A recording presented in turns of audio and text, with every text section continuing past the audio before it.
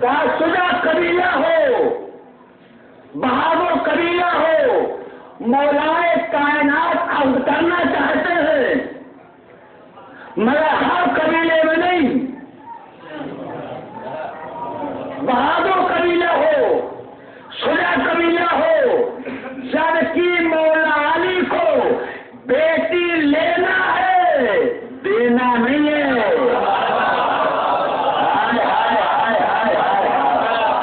میں دیکھتا ہوں جملے میں کون نہیں بولتا، جبکہ مولا علی کو بیٹی لینا ہے، دینا نہیں ہے، مگر کا قبیلہ شجاع ہو، قبیلہ بہادر ہو، جبکہ بیٹی لینا ہے، دینا نہیں ہے۔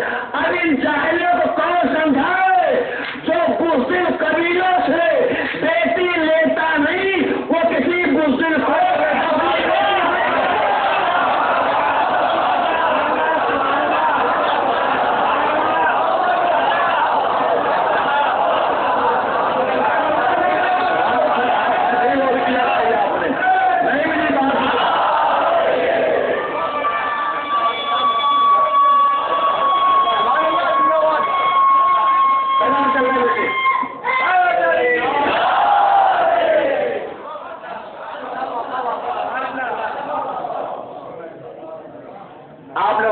بات تو پہنچ گئی۔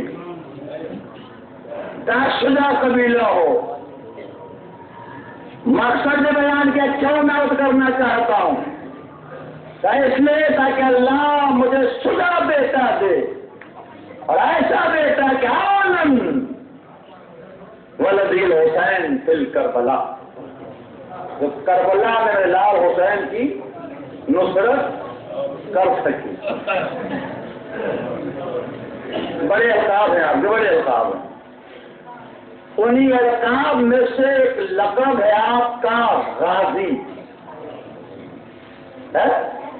ایک لقب ہے آپ کا غازی۔ جناب عباس کو شہید نہیں کہا جاتا،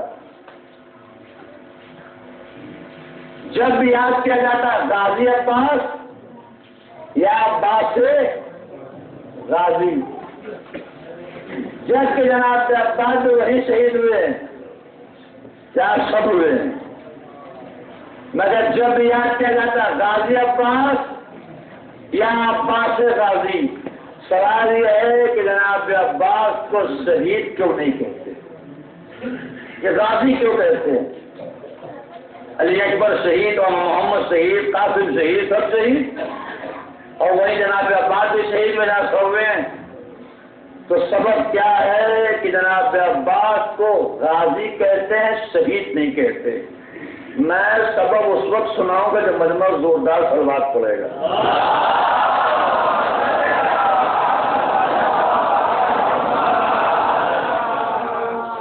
سوال یہ میں محفوظ ہو گیا، غازی کہتے ہیں شہید نہیں کہتے، کیوں؟ جبکہ وہی شہید ہوئے جناب عباس یا سب ہوئے۔ اس کے ساتھ آج جوابات میں نے تیار کیے، مگر ان تمام کو چھوڑ کر ایک نئے زاویے سے بات آپ تک پہنچانا چاہ رہا ہوں۔ یہ جس زمانے میں ہمارا زندگی گزار رہے ہیں، اس زمانے کو، اس عہد کو عہد جنگ و جدال کہتے ہیں۔ جو ہماری عمر کے مالک ہیں انہیں کم از کم 5 یا 6 جنگیں دیکھ لی، بزرگوں نے تو اور بھی جنگیں دیکھی ہوں گی۔ جنگ و جدال کا زمانہ، ذرا غور کیجیے، بڑی اہم بات ہے۔ تو ان تمام جنگوں میں جو اسلحے استعمال ہوتے ہیں، ان اسلحوں کو صحافت کی دنیا میں کہا جاتا ہے رسمی اسلحہ۔ کون سا اسلحہ؟ رسمی اسلحہ یا روایتی اسلحہ۔ یہ گورنمنٹ جو آپ کو لائسنس دیتی ہے، اس اسلحے کو کہا جاتا ہے رسمی اسلحہ۔ امریکہ نے عراق پر حملہ کیا، کون سا اسلحہ استعمال کیا تھا؟ رسمی اسلحہ۔ افغانستان حملہ ہوا، کون سا اسلحہ استعمال ہوا تھا؟ رسمی اسلحہ۔ تو ان تمام جنگوں میں جو اسلحے استعمال ہوتے ہیں انہیں کہا جاتا ہے رسمی اسلحہ۔ اس رسمی اسلحے نے ہمیں بتایا کہ کوئی اسلحہ غیر رسمی بھی ہے۔ میں بزرگ تھوڑا بولے میرا تھا، تھوڑا بولے اس رسمی اسلحے نے ہمیں بتایا کہ کوئی اسلحہ غیر رسمی بھی ہے، اس روایتی اسلحے نے ہمیں بتایا کہ کوئی اسلحہ غیر روایتی بھی ہے۔ اب رسمی اسلحہ کسے کہتے ہیں اور غیر رسمی اسلحہ کسے کہتے ہیں وہ مجھ سے سنیے۔ رسمی اسلحہ اس اسلحے کو کہا جاتا ہے جس کے استعمال کے بعد انسان نقصانات اور تباہی کا اندازہ لگا سکے۔ علی گڑھ میں پڑھ رہا ہوں، مجھے حیرت ہو رہی۔ رسمی اسلحہ اس اسلحے کو کہا جاتا ہے جس کے استعمال کے بعد نقصانات اور تباہی کا اندازہ لگایا جا سکے، اور غیر رسمی اسلحہ اسے کہتے ہیں جس کے استعمال کے بعد نقصانات اور تباہی کا اندازہ نہ لگایا جا سکے۔ جہاں لگایا جا سکے وہ ہے رسمی اسلحہ، اور جہاں نہ لگایا جا سکے وہ ہے غیر رسمی اسلحہ۔ اور پوری دنیا میں 9 ایسے ممالک ہیں جنہوں نے یہ غیر رسمی اسلحہ بنا رکھا ہے، جس میں آپ کا بھی ملک ہے، آیا نہیں؟ تھوڑا منہ کرتے رہے بھائی۔ 9 ایسے ممالک جنہوں نے بنا رکھا ہے۔ جب ہم نے ان ممالک سے پوچھا کہ آپ نے اسلحہ کیوں بنایا، تو آج تک کسی ملک نے یہ نہیں کہا کہ ہم نے یہ اسلحہ استعمال کرنے کے لیے بنایا ہے۔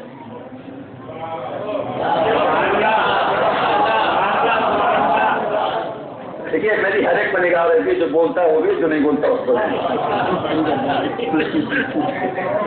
دو فرشتے اللہ نے بٹھا رکھتے ہیں آپ کو۔ بولیے گا وہاں پہ کہیں گے مولا کا تذکرہ ہو رہے بولے، چپ رہیے گا لیکن نہیں چپ رہے۔ اب آپ کی مرضی، سلام کرو بابا دے بولو۔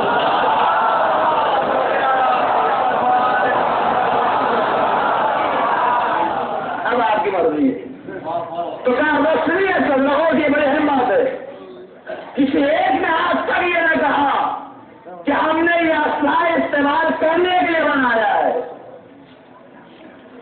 جب بھی پوچھا گیا آپ نے کیوں بنایا، تو جواب میں صرف ایک بات، ہم نے یہ اس لیے بنایا ہے تاکہ اپنے دشمن ملک کو یقین دلا دیں کہ یہ اسلحہ ہمارے پاس ہے، لہذا دشمنی کی جو حد ہے اس سے آگے مت بڑھنا۔ ارے بھائی نہیں بول کر میرا بڑی بات ہے، بناوا مقصد کیا ہے، کیوں بنایا؟ کہ استعمال کرنے کے تھوڑی بنایا ہے۔ کیوں بنایا ہے؟ کہ ہم نے اس لیے بنایا تاکہ اپنے دشمن ملک کو یقین دلا دیں کہ دشمنی کی جو حد ہے اس سے آگے مت بڑھنا۔ اگر آگے بڑھ گئے تو پھر ہم یہ اسلحہ استعمال کر سکتے ہیں، اور اگر یہ اسلحہ استعمال ہو گیا تو تباہی اور نقصانات کا تم اندازہ نہیں لگا سکتے۔ اور کچھ ایسے ممالک ہیں جن پر یہ اسلحہ استعمال ہو چکا ہے، آج تک وہ تباہی اور نقصانات کا اندازہ لگا سکے۔ تو غیر رسمی اسلحے کا سارا کام یہ ہے کہ استعمال نہ ہو۔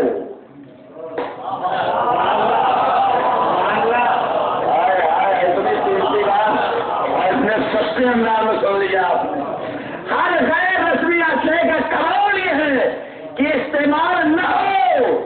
استعمال کرنا کمال نہیں ہے، بچا لے جانا کمال ہے۔ استعمال کرنے میں کوئی کمال نہیں ہے، بچا لے جانا کمال ہے۔ اس لیے اگر استعمال ہو گیا تو پھر تباہی کا اور نقصانات کا انسان اندازہ نہیں لگا سکتا۔ اب اللہ جانے کون میری بات سمجھا اور کون نہیں سمجھا، میں بات کو مکمل کر چکا۔ یہ کربلا میں جتنے تھے یہ مملکت حسینی کے سب رسمی اسلحے تھے جنہیں عوام نے استعمال کیا، مگر اب مملکت حسینی کا وہ غیر رسمی اسلحہ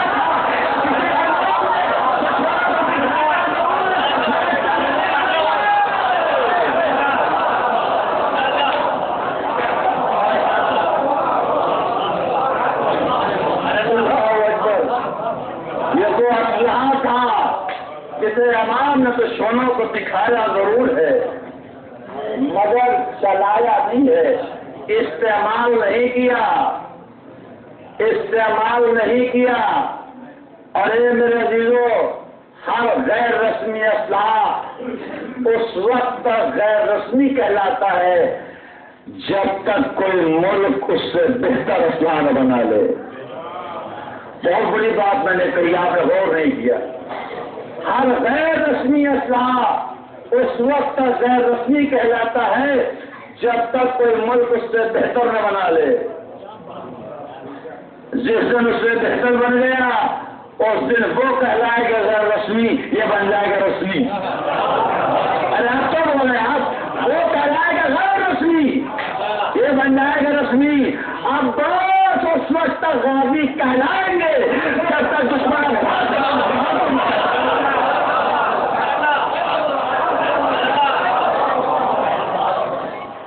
امام نے استعمال نہیں کیا، چلائے امین ابرہے کو دلیل۔ یہی تو کہا تھا کہ بھیا بات پانی کی سبیل کرو، پانی کی سبیل کرو۔ اگر یہ کہتے تھے بھیا بات پانی لے آؤ تو دنیا کی کوئی طاقت نہ تھی جو باغ کا پانی لانے سے روک لیتی۔ صرف کہا تھا بھیا بات پانی کے سبیل کرو۔ تذکرہ مسائل سے قریب ہو گیا اور آپ نے جملوں کا استقبال آنسوؤں سے کیا۔ میں اکثر پڑھتا ہوں، جب تک زندہ رہوں گا پڑھتا رہوں گا کہ بغیر جناب عباس کے کوئی جنت نہیں جا سکتا، نہ بغیر غازی کے کوئی جنت نہیں جا سکتا۔ دلیل کیا آپ نے وہ روایت بلا لی؟ میدان محشر ہوگا، ایک آواز گونجے گی، اے اہل محشر اپنی آنکھوں کو بند کر لو، فاطمہ کی سواری گزرنے والی ہے۔ سارے اہل محشر اپنی آنکھوں کو بند کر لیں گے، شہزادی آئیں گی اور آئے عدل الہی کو پکڑ کر فریاد کریں گے، معبود تجھ سے آج فاطمہ انصاف چاہتی ہے، بتا میرے رسول کی بیٹی کیا چاہتی ہے۔ اے میرے معبود اپنے حسین کے غم میں رونے والوں کی شفاعت چاہتی ہے۔ ایک آواز آئے گی نبی کی بیٹی شفاعت چاہتی، ہاں بابا بتا تیرے پاس وسیلے شفاعت کیا ہے، بتا تیرے پاس ذریعے شفاعت کیا ہے۔ تو شہزادی اپنے گود سے دو کٹے ہوئے شانوں کو پیش کرے، معبود کہ میرے بیٹے عباس کے کٹے ہوئے شانے ہیں، میرے بیٹے عباس کے کٹے ہوئے شانے ہیں۔ یہی وہ مقام ہے جہاں شہزادی جناب عباس کو اپنا بیٹا تھا۔ اور جب بیوی کہتے ہیں کہ عباس میرے بیٹے ہیں تو ماننا پڑے گا کہ عباس شہزادی کے بیٹے ہیں۔ بڑی مشہور بات ایک دائرہ تھی جو ہمیشہ امام حسین کی زیارت کرتی تھی، جناب عباس کی زیارت کی سوچ نہیں کرتی تھی، عباس تو فاطمہ کے سوتیلے بیٹے ہیں۔ ایک دن زیارت کر کے آئی اور آ کے سو گئی، خواب میں دیکھتی ہے کہ میدان محشر ہے اور ہر زہرا کو بی بی زہرا جامع کوثر سیراب کر رہی ہیں۔ یہ بھی آگے بڑھی، اس نے سلام کیا، بی بی نے رخ پھیر لیا، پھر پلٹ کے آتی ہے سلام کرتی ہے، شفے رخ پھیر لیتی ہے، کہتی بی بی میں آپ کے بیٹے کی زہرا ہوں اور آپ مجھ سے اتنی بے اترائی برت رہی ہیں۔ تو شہزادی کہتی ہے تو میرے بیٹے کی زہرا نہیں ہے۔ کہا بی بی ابھی بھی زیارت کر رہا تو میرے بیٹے حسین کا کر کے نا کیا عباس میرا بیٹا نہیں ہے؟ جناب عباس کے مسائل بیان ہو تو اس لیے بھی زیادہ روزہ کیجیے کہ کئی شہزادی کو محسوس میں شکایت ہو جائے تم نے میرے حسین پر گریا کیا، ارے کیا عباس میرا بیٹا نہیں ہے؟ عباس تو میرا بیٹا تھا۔ واقعی کربلا کے بعد جناب ام البنین کا معمول یہ تھا کہ نماز صبح پڑھنے کے بعد بقی میں آ جاتی تھی اور خاک پر بیٹھ جاتی تھی اور اپنے 4 جوان بیٹوں کو قبر کے نشان بناتی تھی اور ایک ایک بیٹے کا نام لے کے کہتی میں تمہیں نہ روؤں گی، اس لیے کہ اگر میں تمہیں روؤں گی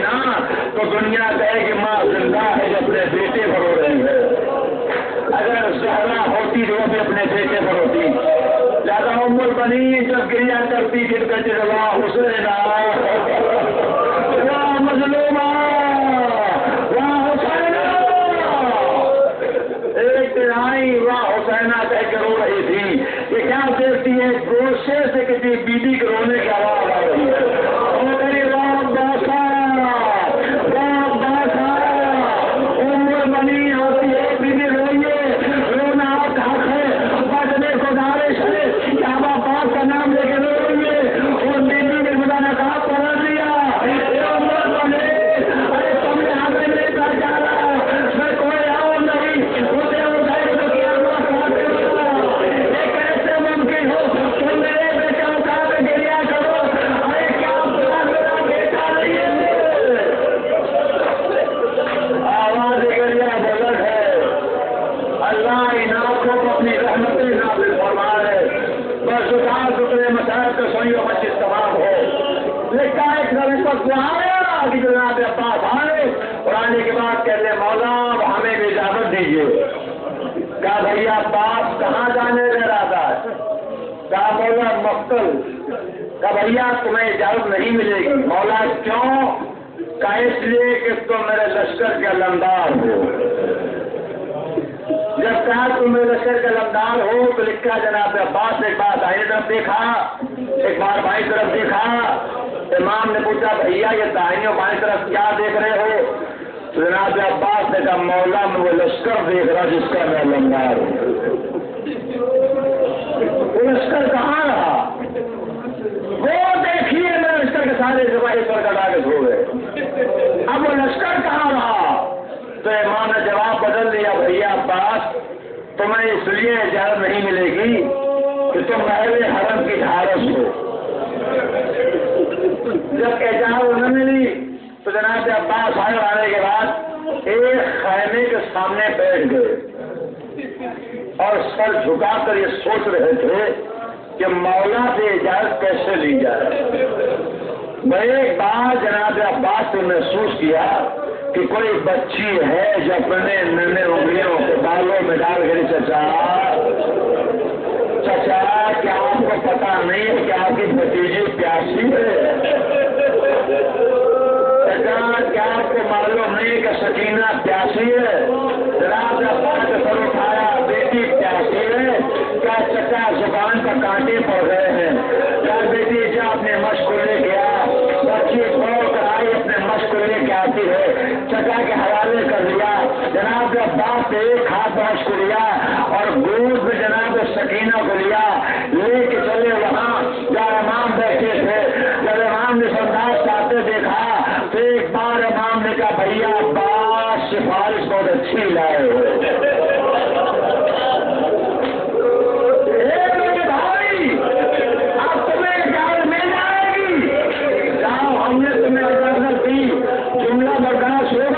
جب جناب عباس چلنے لگے تو امام نے کہا بیٹی سکینہ میرے قریب آ، بچی دوڑ کر باپ کے پاس آئی، امام نے گود میں اٹھا لیا، گود میں اٹھانے کے بعد پیار کیا اور امام نے کہا بیٹی سکینہ آج تو تم نے چچا کو اجازت دلوا دی مگر کل جب شیخ تماشے باہر ہو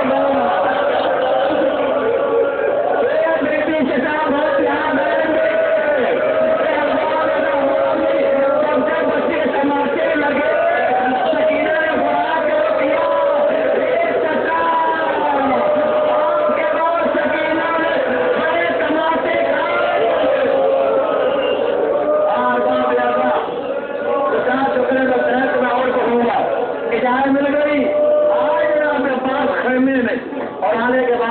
اپنا سر شہزادی زینب کے قدموں میں رکھ دیا، شہزادی اب آپ اجازت دیں، کہا بھیا عباس کہاں جانے کا ارادہ ہے، کہا شہزادی مقتل، کہا بھیا عباس کیا یہ ممکن ہے کہ تم نہ جاؤ، کہا شہزادی ایک کے خیمے میں جا کے دیکھ لیجیے اگر کوئی بچ رہا ہو تو میں نہ جاؤں، حال یہ ہے کہ گوشت کے پالے پر مارے گئے، اچھا بھیا عباس اگر آپ تیاری کر چکے ہیں تو پھر نہ کون ہوتی آپ کو روکنے والی، جائیے ہم نے بھی اجازت دی، اے ارباب اعضاء جناب عباس چلے 2 قدم چلے تھے کہ بعد شہزادی زینب نے کہا بھیا عباس اب تم بھی جا رہے ہو. اب زینب کو یقین آ گیا, آپ کے دل پر چوٹ لگی, آپ روئے.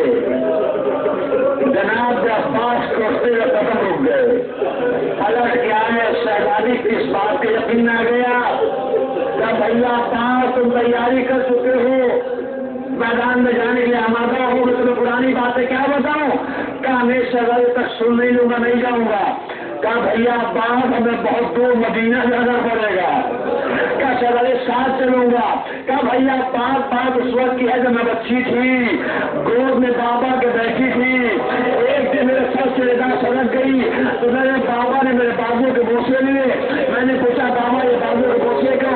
کہا بیٹی ایک دن آئے گا انہیں بابو وصل بنے گی. اے بھیا یقین تو تھا کہ جو بابا نے کہا ہوگا وہی, مگر جب میرا گھر بھائیوں سے بھر گیا اور خدا رکھ کے تمہاری ولادت ہوئی اور جب تم جوان ہو گئے اور مدینے کی گلیوں میں سینہ تان کے چلنے لگے